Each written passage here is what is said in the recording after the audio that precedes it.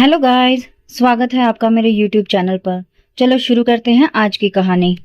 अगर तुम जिस इंसान से सबसे ज्यादा प्यार करते हो वही तुम्हारे पूरे परिवार का कत्ल कर दे तो कैसा लगेगा। रूबी एक लड़की जो अब एक जिंदा गुड़िया बन चुकी है, अपनी लाजवाब खूबसूरती के साथ खुद को एक नापसंद सियासी शादी में फंसा हुआ पाती है। अपने बेवकूफ बाप पॉप बोरा की वजह से उसे शादी करनी पड़ रही है इसहाक से, जो शाही खानदान का सबसे बड़ा बेटा है। वो देखने में तो फरिश्ते जैसा है मगर अंदर से शैतान, और पूरे उत्तर में मशहूर एक बहादुर योद्धा भी है। लेकिन इतिहास को एक अजीब बीमारी है, उसे औरतों से एलर्जी है।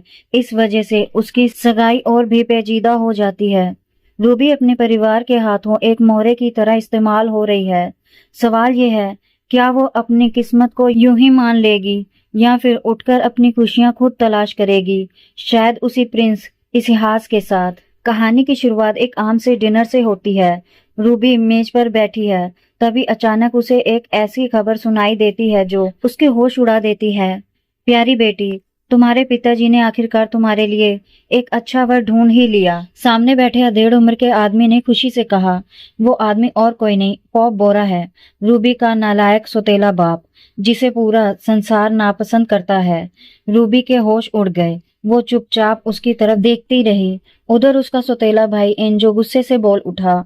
फिर से वही बात, अभी तो 3 महीने भी नहीं हुए पिछली सगाई टूटे। पॉप ने उसे शांत रहने को कहा मगर एंजो झुंझलाते हुए बोला, चाहे आपको कोई साथी चाहिए हो पिताजी, पर कभी तो उसकी भावनाओं का भी ख्याल रखिए। पॉप हैरान रह गया, उसकी आंखें फैल गई। मुझे अब तक यकीन नहीं होता कि तुम भाई की भूमिका निभाने लगे हो। अगर इतना ही शौक है तो जाओ, ब्रिटानिया की फौज की मदद करने की बजाय उन जंगली लोगों को हरा दो। एंजो तुरंत बोल पड़ा, ऐसा क्या है जो मैं नहीं कर सकता? उन जंगलियों को तो बस दक्षिण के सबसे अच्छे योद्धा की जरूरत है। पोप अब तंग आ चुका था। उसने सख्ती से कहा, काफी बकवास हो गई, अब चुप रहो। कमरे में भारी सा माहौल था, लेकिन उसके उलट रूबी के मन में सब कुछ पहले ही तय हो चुका था। जो होना है वो होकर रहेगा, उसने मन ही मन सोचा, और मुस्कुराते हुए झगड़े के बीच बोल पड़ी, तो बताइए ना पिताजी, वो इंसान कैसा है? पॉप के चेहरे पर तुरंत गर्व झलकने लगा। वो ब्रिटानिया का बहुत मशहूर आदमी है, राजा का सबसे प्यारा भतीजा और उत्तर का सबसे डरावना योद्धा। बहुत ही खूबसूरत है, तुम्हें जरूर पसंद आएगा। ये सुनकर रूबी थोड़ा चौंक गई और विरोध में बोली, नहीं पिताजी, सुना है उसकी बहुत बुरी शोहरत है। आप ऐसा कैसे सोच सकते हैं? रूबी को जरा भी अंदाजा नहीं था कि वही सुंदर योद्धा एक दिन उसके पूरे परिवार का सफाया कर देगा। वो इन्हीं ख्यालों में खोई हुई थी कि पीछे से किसी की मुलायम सी आवाज आई। उसका दिल जोर से धड़क उठा, जैसे किसी परिचित की मौजूदगी महसूस हुई हो। ऐसा क्यों लग रहा है जैसे मेरे पूरे शरीर में सैरन दौड़ गई हो, उसने मन ही मन सोचा। वो सोच में डूबी हुई थी। मुझे ऐसे रोंगटे क्यों खड़े हो रहे हैं? बिना देखे ही उसे पता था कि जो शख्स अभी उसके करीब आया है वो और कोई नहीं बल्कि एयर पॉप का सबसे बड़ा बेटा है।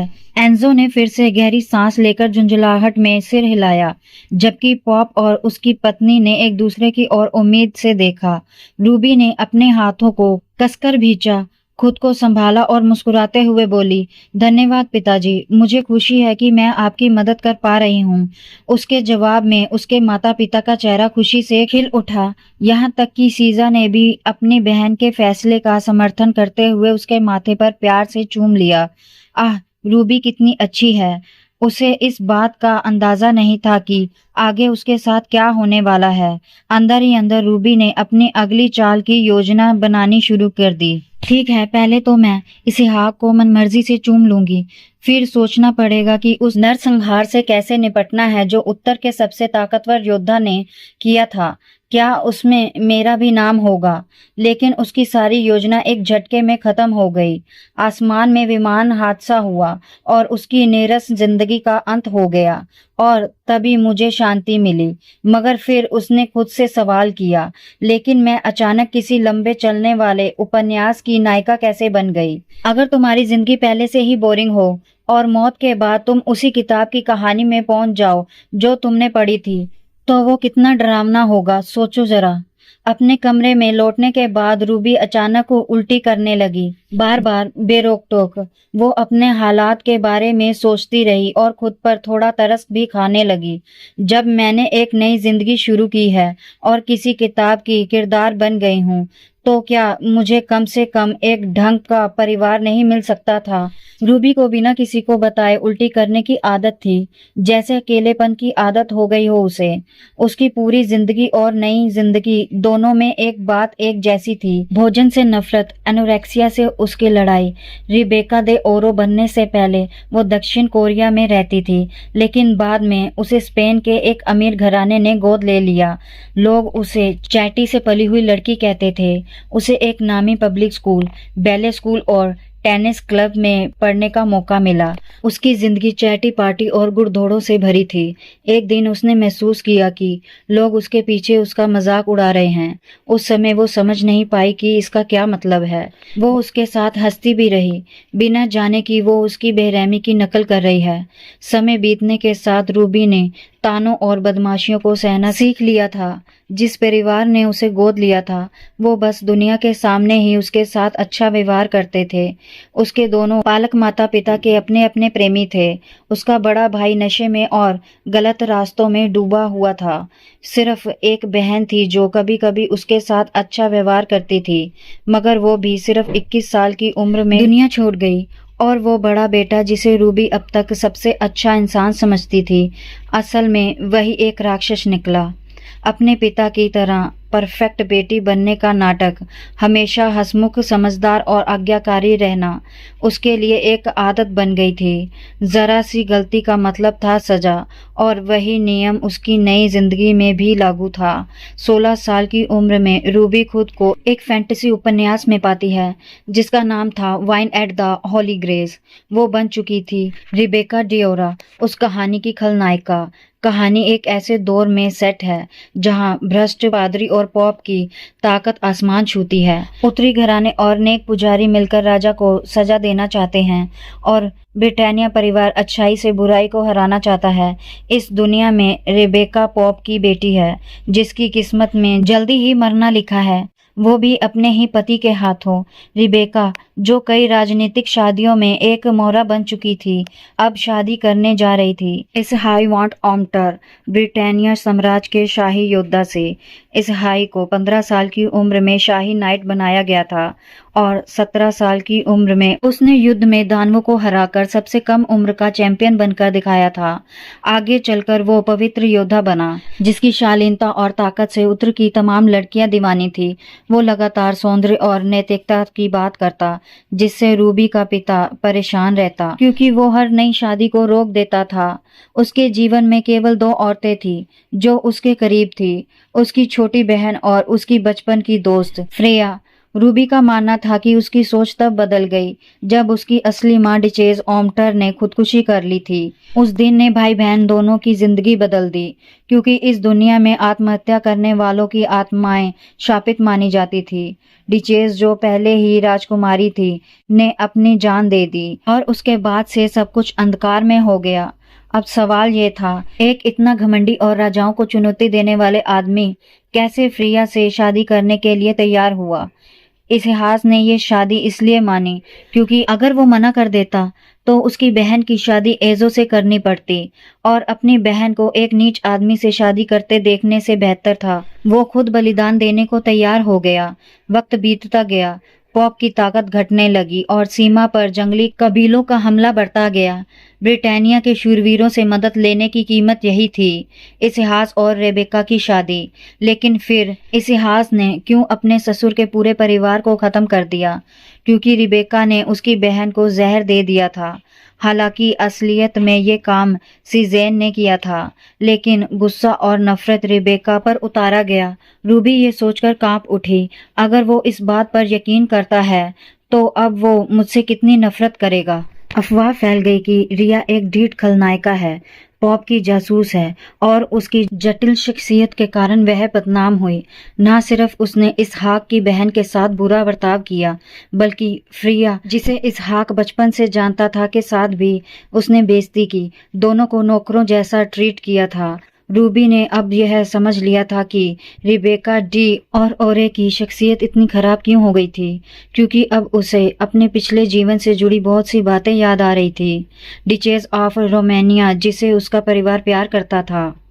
ठीक उसी समय सीजा अचानक उसके दरवाजे पर आ गया। सीजा को देखकर रूबी चौंक गई, जिससे वह थोड़ा भ्रमित दिखने लगी। चौंककर सीजा ने पूछा और फिर चिंता जताई, तुम पहले ठीक नहीं लग रही थी, मैं फिक्र कर रहा था इसलिए आया। बाहरी तौर पर रूबी ने बड़ी खुशी का नाटक किया। तुम मेरी फिक्र कर रहे हो, वाह। पर अंदर ही अंदर तिरस्कृत महसूस करती थी। फिर से भाई का घिनौना दिखावा। फिर रूबी ने सीधे सवाल किया, क्या तुम्हें शादी से संतुष्टि नहीं है? साफ साफ बता दो। उसके मन में ख्याल उभरे, ईमानदारी से कहूँ तो तुम मुझे मना कर दोगे, है ना? पर उसने यह सोच फौरन भगा दी और दिल ही दिल में बोली, और वह कछुए वाला खिलौना भी हटा दो। मैंने कहा ना कि मुझे कछुआ पसंद नहीं। बाहर से तो वह धीरे धीरे बोली, बिल्कुल नहीं, मुझे नहीं पता क्यों, पर मुझे बस लगता है कि उत्तर बहुत दूर है। मैं वहां तुम्हें अक्सर नहीं देख पाऊंगा, मुझे अकेलापन हो जाएगा। सीजा ने फिक्र भरे सुर में कहा, क्यों अकेला? तुम्हारा तो पति है। रूबी ने आलसी चेहरा बनाते हुए कहा, उससे मेरा क्या लेना देना, मैं तो बस तुम्हारे साथ रहना चाहती हूँ। उसने उसके सिर पर सुकून भरा थप्पड़ सा मारते हुए कहा, मेरी शान, रोमानिया की सबसे खूबसूरत औरत सिर्फ मुझे चाहती है। भाई बहन के बीच की यह घनिष्ठता रूबी को डराकर रख देती। उसके हाथ कांपने लगे और एक पल में रूबी के चारों ओर जो सुरक्षात्मक दीवार थी वह टूट सी गई। यह अच्छा भी लगा और फिर भी उसकी रूह में सिरन उठ गई। सीजा ने कभी झिझक के बिना उसे चोट पहुंचाई और सताया था। 16 की उम्र में जब रूबी इस जगह की आदत डाल ही रही थी, तब रैमब्राट राज्य का ड्यूक उसकी ओर से सगाई का प्रस्ताव लेकर आया। मूल कहानी के अनुसार यही वो चरित्र था जो बाद में रूबी के परिवार के विनाश में शामिल हुआ। उसकी सगाई टूटने और सार्वजनिक अपमान झेलने के बाद रूबी, जो उस समय अपने नए परिवार से जुड़ चुकी थी, ने परिवार के पतन को रोकने के लिए विवाह अस्वीकार कर दिया। उस रात पॉप के ठंडे व्यवहार के आगे रूबी को एहसास हुआ यहाँ कोई फर्क नहीं था। उसी रात सजा ने उसे मार पीट कर इतनी बुरी हालत की कि वह माफी मांगने लगी। ये कई बार हुआ और अंततः रूबी ने अपनी स्थिति समझ ली। सच्चाई ये थी कि रिया उसकी जैविक बेटी नहीं थी। जो महिला कारमैन थी, जिसकी मौत उसके जन्म के तुरंत बाद हुई, वह पॉप से मिलने से पहले गर्भवती थी। यह खुलासा रूबी की पिछली जिंदगी से इतना मिलता जुलता था कि उसने तुरंत इस ढंग की जिंदगी समझ ली जैसे कोई अभिनय। फिर भी क्या खून और आंसू का ऐसा मिश्रण बेहद दुर्भाग्यपूर्ण नहीं था? रूबी ने आंसुओं भरी आंखों से अफसोस दिखाने की नाटकबाजी की और भाई बहन का प्यार निभाती रही। मुझे भी तुम्हें भेजना दिल तोड़ देने वाला लगता है। फिर जानबूझकर बोली, मैंने सुना है वहाँ बहुत से दैत्य होंगे। इससे वह उसे दिलासा देने की कोशिश करने लगा। बेहतरीन नाइट्स अपनी जान देकर तुम्हारी रक्षा करेंगे, तो चिंता की क्या बात है। मैं जितना हो सके आऊंगा, इतना बुरा नहीं है। इसे एक आधा सा मजेदार सफर समझो, बस आधा साल सह लो। वह तुम्हें हाथ नहीं लगाएगा तो क्यों चिंता करना। रूबी के मन में बार बार सवाल उठ रहे थे, क्या वाकई यही मेरी चिंता है?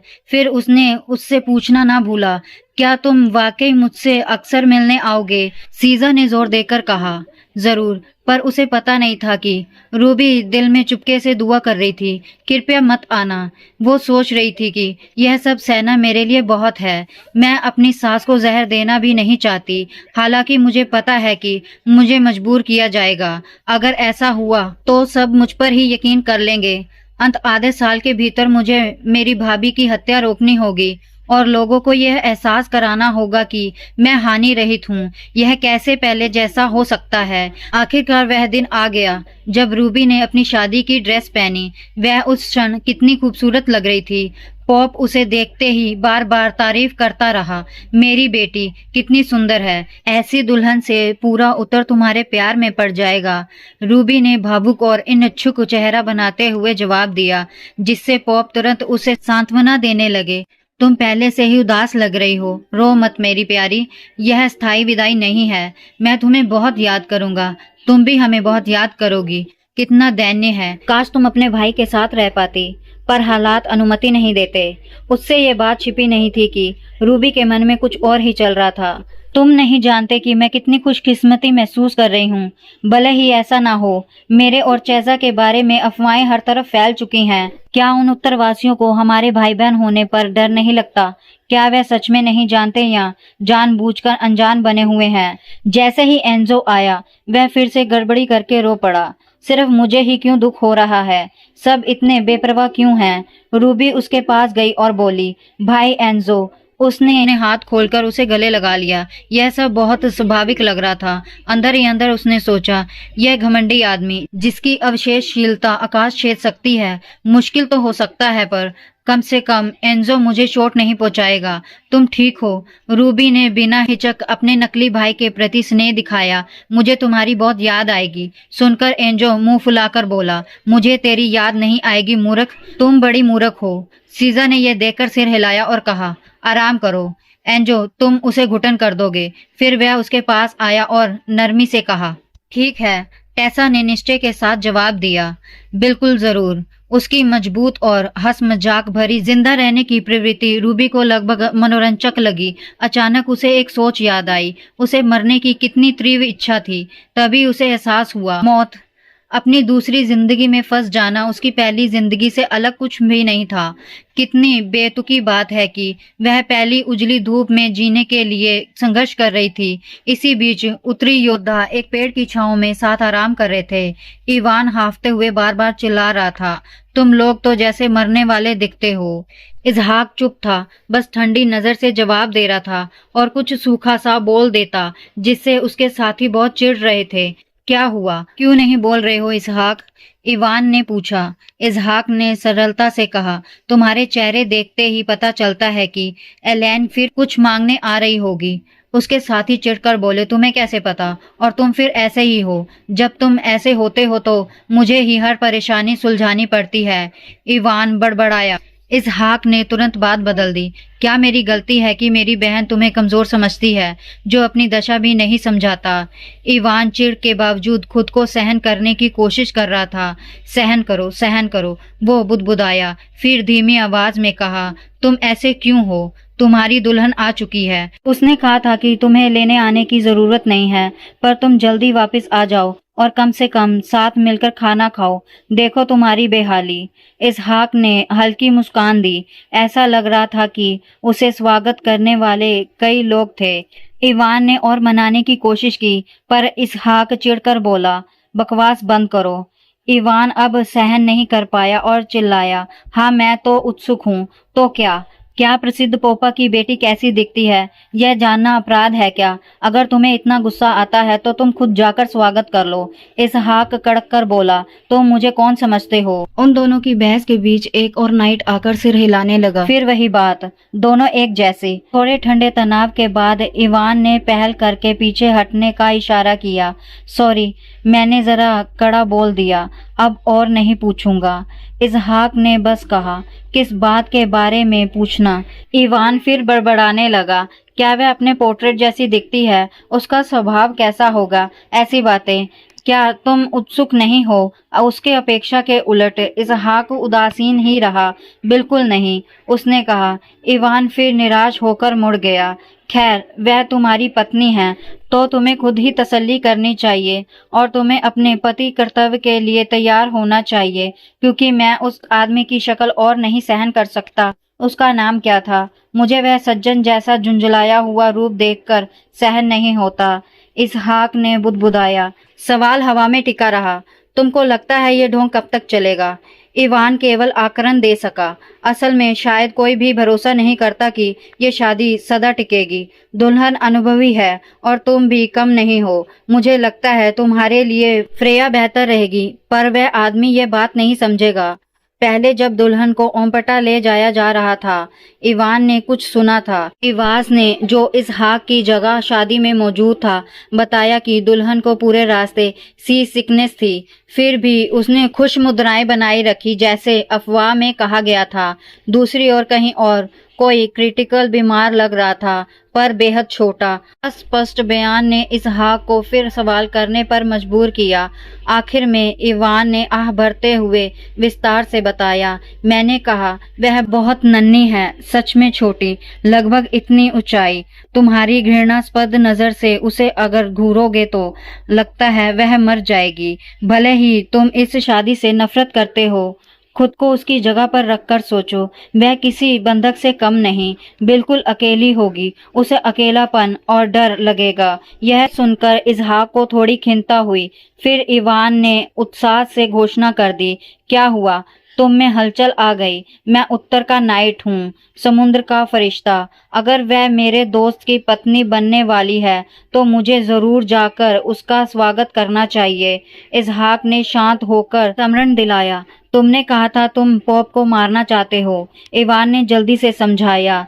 संक्षेप में, मेरा कहना यह है कि तुम्हारी दुल्हन की हालत अनपेक्षित रूप से दयनीय है।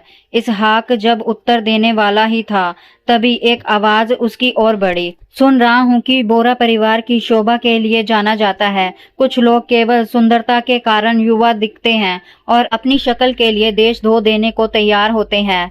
अचानक इवान की गर्दन पर एक तलवार तान दी गई। इवान ने जैसे ही दोषी का चेहरा देखा, उसने उसे धक्का दे दिया और गुस्से में पूछा, किस हिम्मत से तुम हमारे सीनियर पर तलवार तान रहे हो? वो युवक हकलाते हुए सफाई देने लगा, क्योंकि आप बहुत गर्वशाली दिख रहे थे। मैं अचानक, मुझे माफ कीजिए। इसहाक ने सख्ती से डांटा। बस करो, ऐसा शोर क्यों मचा रहे हो? लोरेंजो ने इसहाक के गंभीर चेहरे को देखकर हिम्मत करके प्रस्ताव रखा, अगर आप श्री इसहाक उस बोरा औरत को तलाक दे दें और मेरी बहन से शादी कर लें तो मेरे ख्याल से ज्यादा बेहतर होगा, पर तब तक कृपया मेरी बहन के साथ बहुत परिचित ना बने। इसहाक और इवान दोनों प्रस्ताव से चौंक गए। इवान तुरंत चिल्लाया, खुद को समझाओ, आजकल के बच्चे वास्तव में। लोरेंजो ने जल्दी से सुधार किया, माफ कीजिए, मेरा मतलब था श्री इसहाक अभी के लिए मेरी बहन से दूर रहें, नहीं तो वह बोरा औरत मेरी बहन को तड़पा तड़पा कर मार डालेगी।